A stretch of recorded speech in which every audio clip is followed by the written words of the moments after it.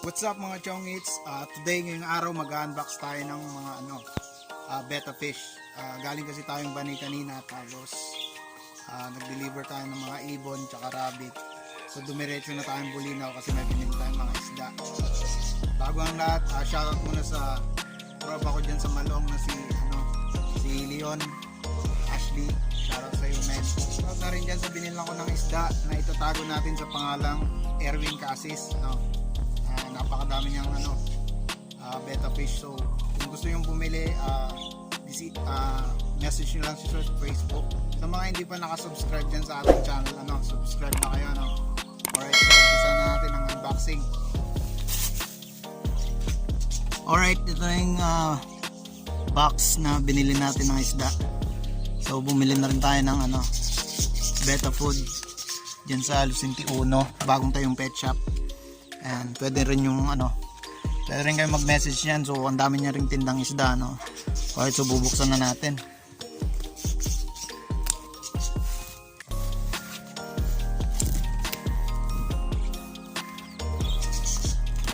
Alright. And so linagyan niya ng mga papel tong Ayan may mga papel para syempre hindi ma-stress yung mga mail. Oops. So una nating bubuksan is itong super red mail. Medyo malabo pa.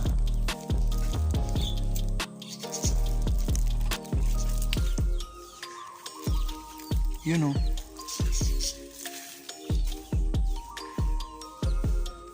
napakagandang super red yan. Sunod naman, oops, itong red dragon yata to. Red dragon. Bali natabig daw ng natabig daw ng pusa yung female niya, kaya ngayon namatay.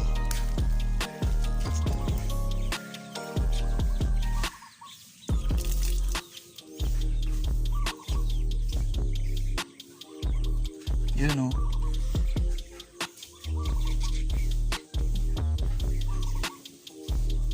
bibidyohan natin ng maganda-ganda yan mamaya. Oops. Sunod naman itong malupit na black samurai. Napakaangas nito.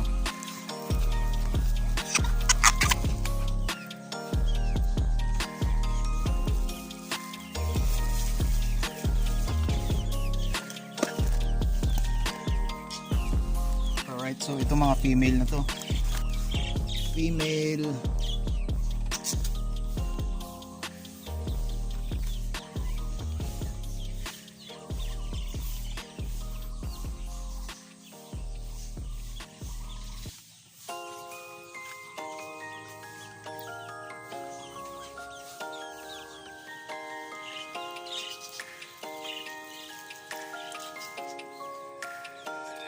Alright, so ayan yung mga isda natin. Ito medyo masigla tong itong red dragon medyo, tsaka super red medyo medyo na stress talaga yata sa biyahe. Though malapit lang naman yung Bolinao sa Anda, mga 30 minutes lang. Stress yata kasi medyo bako-bako yung daan dito sa amin. So nabili ko to, affordable and yet quality, ang gaganda. Medyo bata pa pero yun yung masarap pag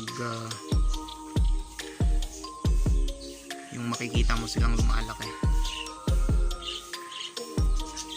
Yung super red hindi gumagalaw. Yung male natin, so sana maka-recover siya.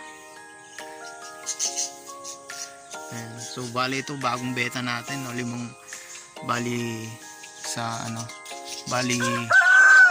lima yung bago, tapos meron akong dating dalawa dito. Ito naman is pair na mustard. gas.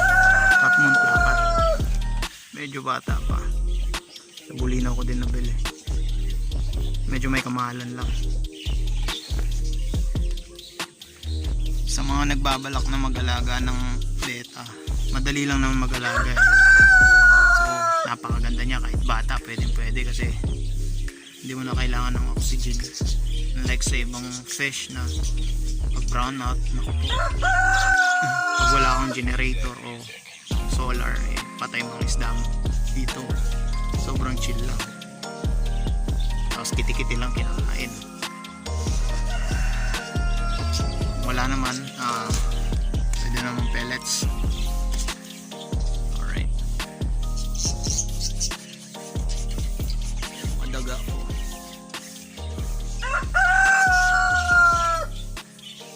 Alright, so yun lang po.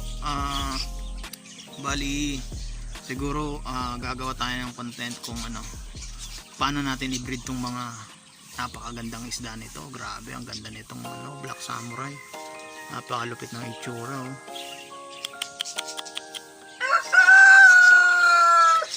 Ayun, oh. Sana makapag-breed din tayo, at ma-share din natin tong hobby sa ibang sa ibang hobbyist. Alright, so ayun, kita-kita muli tayo sa susunod na vlog.